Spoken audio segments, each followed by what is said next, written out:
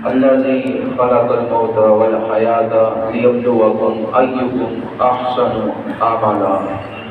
اللہ فرماتا ہے کہ منزہ اور بری ہے وہ ذات رب ذوالجلال جس کے قبضہ قدرت میں تمام جہانوں کی بادشاہی ہے، جس کے قبضہ قدرت میں تمام جہانوں کی بادشاہی ہے، اور جس نے تمہیں موت اور زندگی عطا کی، جس نے تمہیں موت اور زندگی عطا کی تاکہ وہ دیکھے کہ تم میں سے کون ہے جو بہترین عمل کرتا ہے، اچھا عمل کرتا ہے۔ یعنی کہ اس آیت سے ثابت یہ ہو گیا کہ آپ کو اور مجھے جو زندگی ملی ہے اور پھر ایک دن موت بھی آئے گی، زندگی اور موت ہمارا امتحان ہے۔ اللہ نے یہ دیکھنے کے لیے ہمیں یہ عطا کی ہے کہ کون ہے جو اس میں بہتر عمل کرتا ہے اور کون ہے جو اس میں برے عمل کرتا ہے۔ لیکن پتہ ہی کوئی نہیں کسی کو۔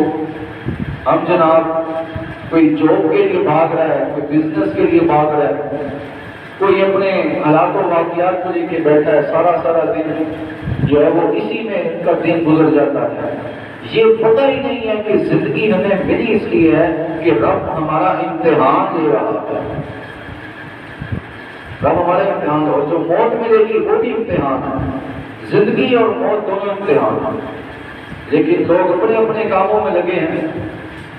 تو رب تعالیٰ نے ہماری طرف انبیاء علیہ السلام بھی بھیجے، پھر حضرت احمد مجتبیٰ محمد مصطفیٰ علیہ السلام ہمارے آقا و مولا، اللہ نے وہ بھی ہماری طرف جو ہے بھیجے، اس لیے کہ وہ ہمیں بتائیں کہ رب نے جو تمہیں نعمتیں دی ہیں، تمہیں جو دولت دی ہے، تمہیں جوانی دی ہے، اور تمہیں پھر حضور کی امت میں پیدا بھی کیا ہے، یہ تمہارے لیے بہت بڑی نعمت ہے کہ تم اس کا شکر ادا کرتے ہو اور رب کی فرما برداری کرتے ہو، یا رب یہ دیکھ رہا ہے کہ تم اپنی جوانی اور دولت میں مست ہو کر تم رب کو بھی بھول جاتے ہو، رسول کو بھی بھول جاتے ہو، دین کو پس سے کچھ کر دیتے ہو اور اپنی ایک زندگی تم گزار رہے ہو۔ ہے نا، لوگوں کو اگر تو دین کی بات سنائے وہ کہتے ہیں ہمیں پتہ ہے یار، ہمیں سارا پتہ ہے، بس ہم جو دیکھ رہے ہیں، ہم جو سوچ رہے ہیں وہ زیادہ بہتر ہے۔ شریعت کی بات بندہ آج قبول تب کرتا ہے جب وہ اس کے مزاج کے مطابق ہو، اس کا اپنا بھی میں پیدا ہو، کہیں گے یار یہ مولوی بڑا اچھا ہے یار، کیونکہ اس نے بات وہ کی ہے جو میرے دل کو لگ رہی ہے، وہ فلانے مولوی کی بات میرے دل کو لگ رہی ہے، کیوں؟ کیونکہ اس نے بات وہ کی ہے جس میں ذرا فائدہ ہے۔ اور جہاں مولوی نے بات یہ کر دی کہ ذرا شریعت میں تھوڑی اس طرح کی سختی بھی ہے، کہتے ہیں یہ مولوی فارغ ہے۔ اور بھائی مولوی تو ایک قاصد ہے، اس کا کام ہے پیغام پہنچا دینا، باتیں تو وہی ہیں جو اللہ کی اور رسول کی ہیں، باتیں تو وہی ہے نا، شریعت تو وہی ہے، مولوی نے اپنے پاس کو بھی بنا کے لے کے آ نہیں ہے۔ تو رب یہ دیکھ رہا ہے کہ تم کہاں پر ہو اور کون سا عمل کر رہے ہو، ٹھیک ہے نا؟ تو اب تو دنیا لالچ حرص ہوس میں پھنسی۔ پہلے تو مومن کو اس لیے ملتا تھا کہ اس کے ساتھ جناب اخلاق سے پیش آئے، اس پہ اس کو ثواب ملے گا، جناب اس کے لیے دعا کریں اور اس کے لیے احسان کا جذبہ مومن کے لیے پیدا ہو، پھر احسان کریں۔ پہلے اس لیے مومن ملا کرتے تھے، اب جناب ملتے ہیں، اب چنے ہوئے بندوں سے ملتے ہیں، چنے ہوئے بندے کہتے ہیں جناب فلانے کو ملنا، فلانے کو نہیں ملنا، کیوں؟ کیونکہ فلانا امیر ہے اور فلانا غریب ہے۔ امیر کو ملنا ہے جس کے پاس پیسہ ہے، غریب کو نہیں ملنا۔ حالانکہ امیر کے پاس جب تو جائے گا وہ تیرے سے بات ہی ٹیڑھے منہ سے کرے گا، وہ ٹیڑھا منہ بنا کے اور بڑے غرور سے تیرے ساتھ بات کرے گا۔ پہلے تو تیرے پاس عزت بھی تھی، امیر کے پاس جا کے تو وہ بھی نہ رہی۔ یہ غریب ہے جس کے پاس تو بیٹھے گا تو میٹھے بول بھی بولے گا۔ ہر امیر کی بات نہیں کر رہا، لیکن لوگ ڈر تو کس لیے رکھتے ہیں؟ لالچ کے لیے رکھتے ہیں کہ جناب ہمیں بھی شاید وہ امیر کچھ دیتے، دینا اس نے کچھ نہیں۔ میں نے یہ دیکھا ہے جو جتنا امیر آج کی دور میں ہوتا ہے وہ اتنا ہی کنجوس ہوتا ہے، وہ آپ کی پھر عزت بھی نہیں دیکھتا۔ سناتے روز آ جاتے ہیں ان سے ملنے، پیسہ دے کے ملنے آتے ہو، اور وہ جو ملنے آیا تھا وہ پیسے کے لیے اگر آیا تھا، لالچ کے لیے، تو چراغ بولا نے کہا لالچ کا یہ رنگ لایا کیا ہے؟ لالچ کا یہ رنگ لایا کیا ہے؟ ہاتھوں کے سوا ہاتھ میں آیا کیا ہے؟ آج لوگ جوئے پہ، اور پھر پیسہ بھی برباد، آخرت بھی برباد رہتا آپ کے پاس کچھ نہیں، لالچ کی وجہ سے۔ پھر ماتا کچھ طرح سے اپنی بہن بیٹیاں بھی جوئے پہ لگا دیتے ہیں، اور پھر نہ کے پاس بہن بیٹی رہتی ہے اور نہ کے پاس آخرت رہتی ہے۔ اس کے کہا لالچ کا یہ رنگ لایا کیا ہے؟ ہاتھوں کے سوا ہاتھ میں آیا کیا ہے؟ پانے کی ہوس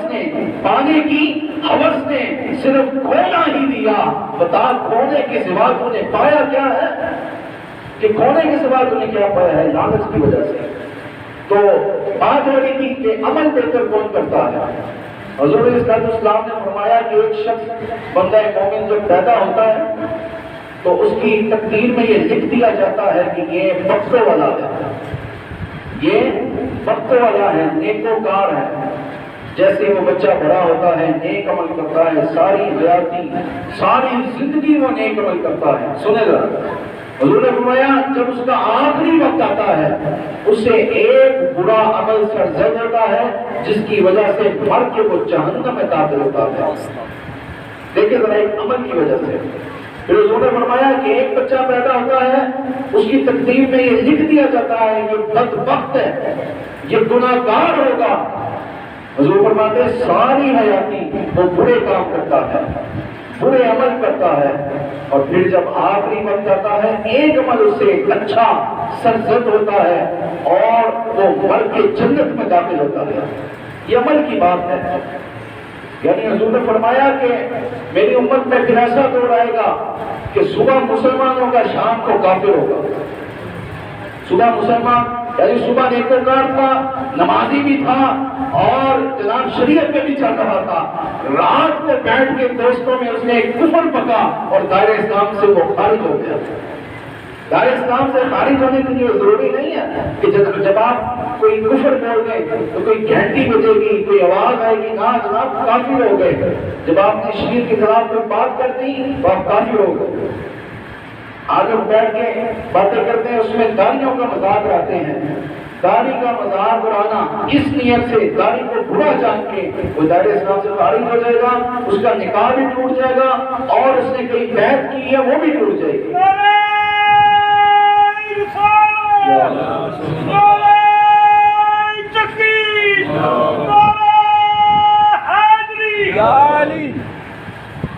تو جناب بات یہ ہو رہی ہے کہ ہم نے اپنی زبان پر بھی غور کرنا ہے، کوئی ایسا الفاظ نہیں بولنا، یہ نہ ہو کہ ہمارے منہ سے کوئی کفر نکل جائے اور بعد میں ہم سمجھ رہے ہوں کہ ہم مسلمان ہیں اور اپنی زندگی گزار رہے ہوں۔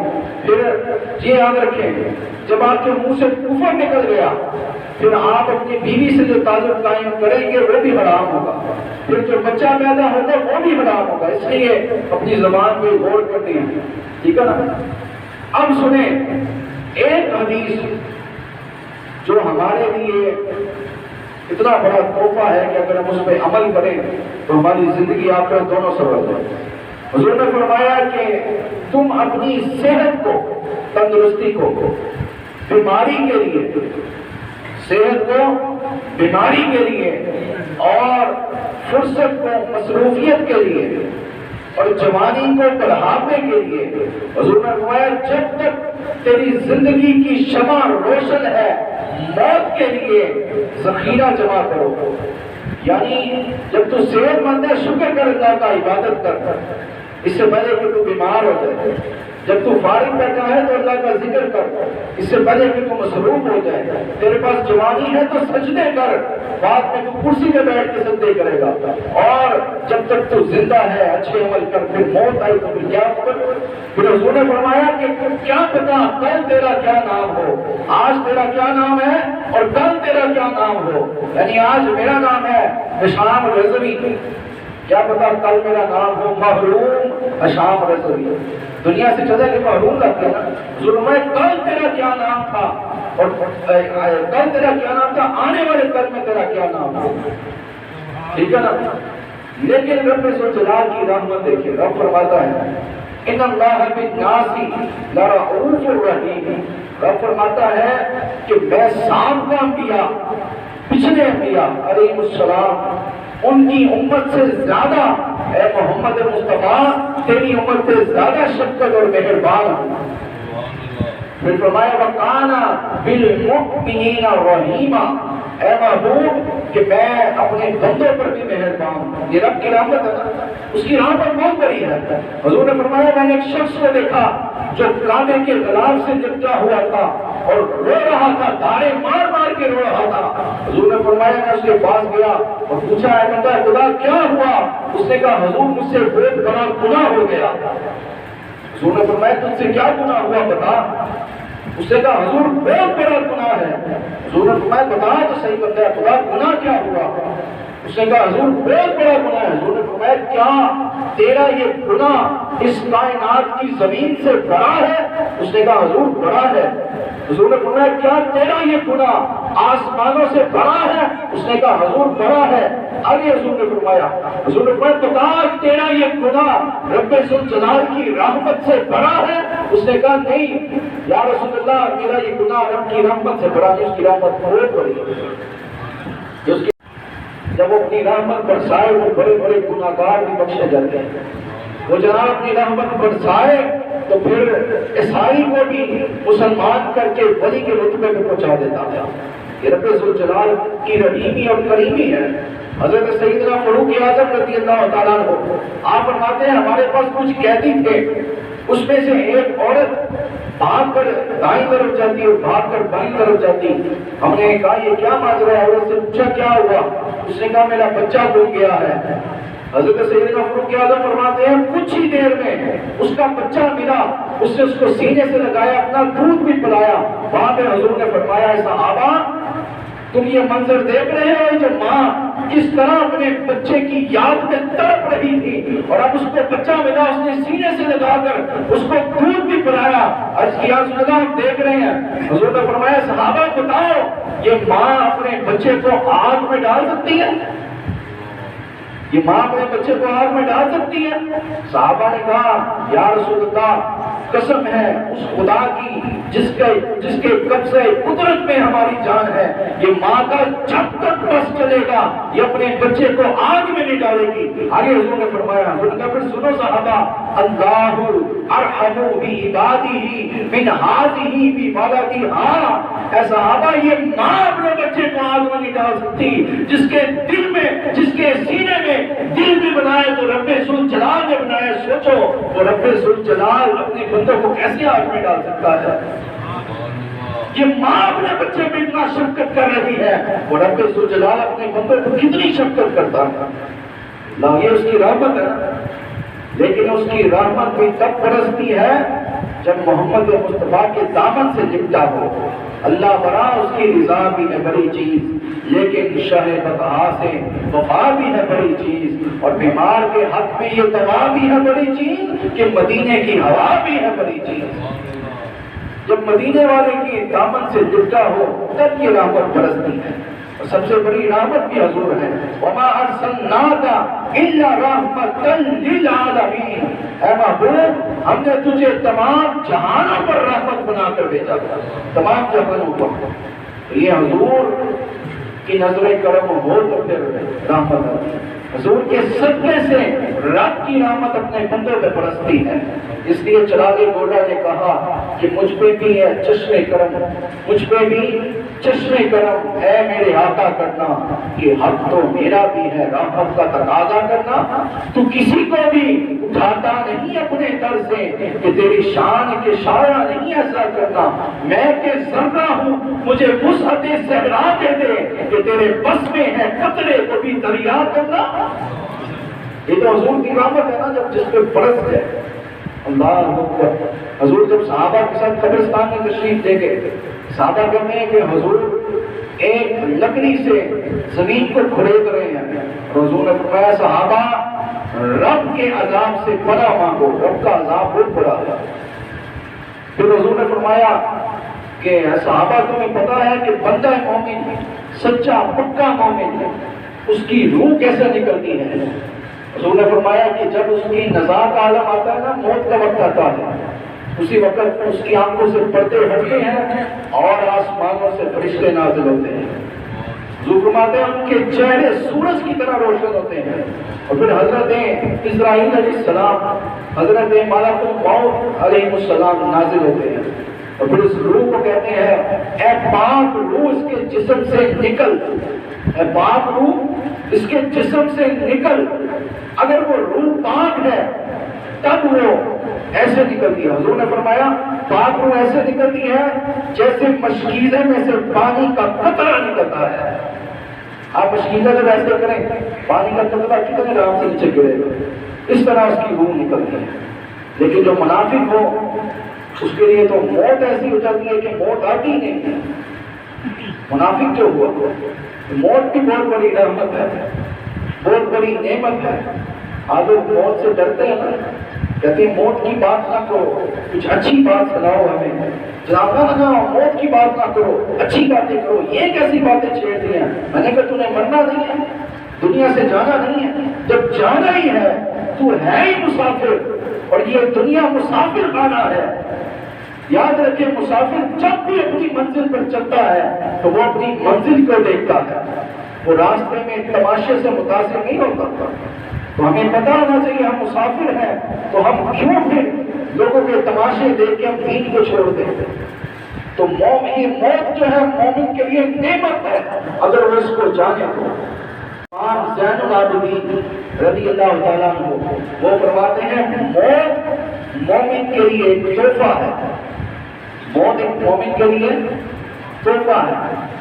لیکن جو دنیا میں اس قدر پھنسے ہوئے ہیں جن کو دین کی کوئی خبر ہی نہیں ہے، وہ جناب موت کی بات کو کہتے ہیں موت کی بات نہ کرو، اب وہ موت کی بات سے ڈرتے ہیں۔ چراغ گولا نے کہا کیوں تذکرہ قبر سے کتراتا ہے، کیوں تذکرہ قبر سے کتراتا ہے، میت کوئی اٹھتی ہے تو ڈر جاتا ہے، تجھ کو تو بڑا گھمنڈ تھا اپنی ہستی پر، اب موت کے سامنے تو گھبراتا ہے۔ یعنی جو دنیا میں اس قدر پھنسے اور گناہوں پر ڈٹے ہوئے ہیں ان کو جناب موت ایسے لگتی ہے جناب جو پتہ نہیں کون سی بلا ہے۔ اب حضور نے فرمایا حضرت علیہ السلام کو کہتے ہیں پاک روح نکل، اس کی روح نکل کر پھر آسمانوں کی طرف فرشتوں کے ساتھ چلتی ہے۔ پہلے آسمان پر حضور نے فرمایا فرشتے اس کا استقبال کرتے ہیں، دوسرے آسمان پر فرشتے اس کا استقبال کرتے ہیں، تیسرے آسمان پر، چوتھے، پانچویں، چھویں، ساتویں آسمان پر فرشتے اس کا استقبال کرتے ہیں، پھر عرشوں پہ لے کے جاتے ہیں۔ پھر رب ذوالجلال فرماتا ہے کہ یہ پاک روح اس کو ہم نے زمین سے پیدا کیا تھا، زمین میں ہی لگا دو، اور زمین سے ہی حشر والے دن ہم اس کو اٹھائیں گے۔ پھر اس کی روح کو اس کی قبر یعنی جسم میں داخل کیا جاتا ہے۔ پھر منکر نکیر آتے ہیں، منکر نکیر آتے ہیں جن کے بارے میں لکھا ہے کہ ان کی آنکھیں اتنی ہوتی ہیں جتنی ایک دیگ ہوتی ہے، دیگ جس میں کھانا پکتا ہے نا، دیگ میں ایک ایک آنکھ ان کی اتنی ہوتی ہے۔ وہ سب آپ سے بھی ان سے بھی سوال کریں گے، سب سے کریں گے۔ پھر وہ قبر میں آتے ہیں اور پہلا سوال کرتے ہیں فَيَقُولُ مَنْ رَبُّكَ، بتا تیرا رب کون ہے، بتا۔ بولے نا یار آپ نے یہ جواب دینا ہے، پڑھنا ہے اس کے بعد یہ جواب دینا ہے، شرمانا نہیں ہے، اس کو یاد کریں۔ مَنْ رَبُّكَ، بتا تیرا رب کون ہے۔ مومن ہوگا تو جواب دے گا اللہ ربی، میرا رب اللہ ہے۔ دوسرا سوال ہوگا فَيَقُولُ مَا دِينُكَ، بتا تیرا دین کیا ہے، مَا دِينُكَ، بتا تیرا دین کیا ہے۔ مومن ہوگا جواب دے گا دینی الاسلام، میرا دین اسلام ہے۔ تیسرا سوال جو ہوگا یہاں پہ بڑے بڑے فاصلے ہیں، حضور کی تصویر مبارک دکھائی جائے گی، پوچھا جائے گا مَا كُنتَ تَقُولُ فِي هَذَا الرَّجُلِ، بتا یہ کون ہے۔ اب جو اپنی ساری زندگی اپنے لیڈر کی تعریفیں کرتا رہا، جو اپنے لیڈر کے پیچھے لگا رہا اور لیڈر کی چاپلوسیوں میں، لیڈر کی باتوں میں، لیڈر کی تعریفوں میں وہ لگا رہا اور حضور کا دین اس سے ہضم ہی نہ ہوا، وہ کیسے جواب دے گا یہ کون ہے؟ وہ کیسے بولے گا جناب؟ جو یہ کہتے رہے جناب ہمارا لیڈر ننگے پیری مدینہ شریف چلا گیا ہے، میں نے کہا وہ چلا گیا تو وہ چیز کیا ہے؟ وہ یہ دیکھتا نہیں وہ کہاں گیا ہے؟ اعلیٰ حضرت نے تو یہ کہا ہے کہ وہاں جاؤ تو سر کے بل جاؤ۔ اگر وہ ننگے پیری مدینے چلا گیا ہے تو اس کی اور بھی کرتوت بیان کرو کہ اس نے دین کے ساتھ کیا کیا ہے، مسلمانوں کو کس طرح شریک کیا ہے اور کس طرح حضور کی گستاخوں کو رہا کیا ہے۔ یہ پچھلے دنوں یہ قرآن کی توہین کرنے والے میاں بیوی عیسائی، انہوں نے قرآن کی توہین کی، ان کو بھی رہا کر دیا گیا، توہین رسالت کی ان کو بھی رہا کر دیا گیا۔ اندر کن کو ڈالا گیا؟ جو حضور کا نام لے، حضور کی عزت پہ نکلے، حضور کی بات کرے، حضور کے دین پہ چلے، حضور کی شریعت کی بات کرے، وہ اندر ہے، جو گستاخ ہے وہ باہر ہے۔ تو ننگے پیری مدینے جانے سے کیا ہوگا؟ وہ تو امام مالک تھے، جب مدینے میں گئے تو آپ ننگے پاؤں چلتے تھے اور آپ اس گلی سے ہٹ کے بھی چلتے تھے جہاں پہ حضور چلے، کیونکہ یہاں پہ قدم مجتمع لگے۔ وہ تو امام مالک تھے، تو وہ کیسے جواب دے گا؟ فَكُنْتَ تَقُولُ فِي هَذَا الرَّجُلِ، جواب تو وہ دے گا وہ بندہ مومن جس کا نام ہو الشاہ امام احمد رضا خان اعلیٰ حضرت بریلوی، جب وہ کہیں گے مَا كُنْتَ تَقُولُ فِي هَذَا الرَّجُلِ، بتاؤ ان کے بارے میں کیا کہتے ہو، تو وہ کہیں گے ان کے بارے میں پوچھتے ہو وہ کمال حسن حضور ہے کہ گمان نقش جہاں نہیں، یہی پھول خار سے دور ہے، یہی شفا ہے کہ دعا نہیں، میں نثار تیرے کلام پر، میری یوں تو کس کو زبان نہیں، وہ سخن ہے جس میں سخن نہ ہو، وہ بیان ہے جس کا بیان نہیں۔ فرشتوں مجھ سے پوچھتے ہو یہ تو وہ ہے کہ سرور کہوں کہ مالک و مولا کہوں تجھے، سرور کہوں کہ مالک و مولا کہوں تجھے، باغ خلیل کا گلے زیبا کہوں تجھے، لیکن رضا نے ختم سکت اس پر کر دیا کہ خالق کا بندہ اور خلق کا آقا کہوں تجھے۔ اور عرش حق ہے مسند رفعت رسول اللہ کی، دیکھنی ہے حشر میں عزت رسول اللہ کی، قبر میں لہرائیں گے تا حشر چشمے نور کے، جلوہ فرما ہوگی جب طلعت رسول اللہ کی۔ اے فرشتوں لا و رب العرش جس کو جو ملا ان سے ملا، پٹی ہے کونین میں نعمت رسول اللہ کی، اور سورج الٹے پاؤں پر کے چاند ہو اشارے سے چاند، اندھے نجدی دیکھ لے قدرت رسول اللہ کی۔ اے رضا خود صاحب قرآن ہے مدہ ہے حضور، تجھ سے کب ممکن ہے پھر مدحت رسول اللہ کی۔ اور جناب گورا کی جب روح پیش ہوئی ہوگی، انہوں نے کہا ہوگا دل میں کسی کو اور بسایا نہ جائے گا کہ عشق رسول پاک بلایا نہ جائے گا۔ فرشتوں مجھ سے پوچھتے ہو کہ عشق رسول پاک بلایا نہ جائے گا، وہ خود ہی جان لیں گے، جتایا نہ جائے گا، ہم سے تو اپنا حال سنایا نہ جائے گا۔ اور حضور کی تصویر دکھائی جائے جس نے حضور کی نموز کو پیرا دیا ہو، خادم حسین رضوی کی روزی نکلی ہوگی، تو پھر عالم یہ ہوگا کہ جب روح میرے پیرانے خاکی سے نکلی، روزے سے آواز آئی او میرا فقیر آیا۔ جب اس طرح کے بندے کی روح نکلے، آپ کو مجھے پتہ نہیں کہاں قبر نصیب ہونی ہے، اور وہ مرد مجاہد جس کی قبر پہ ہر وقت لبیک کا نعرہ لگتا ہے، ہر وقت تاجدار ختم نبوت کی بات ہوتی ہے، اور ہر وقت نعرہ لگتا ہے انہیں جانا انہیں مانا نہ رکھا غیر سے کام، الہ الحمد میں دنیا سے مسلمان گیا وما علینا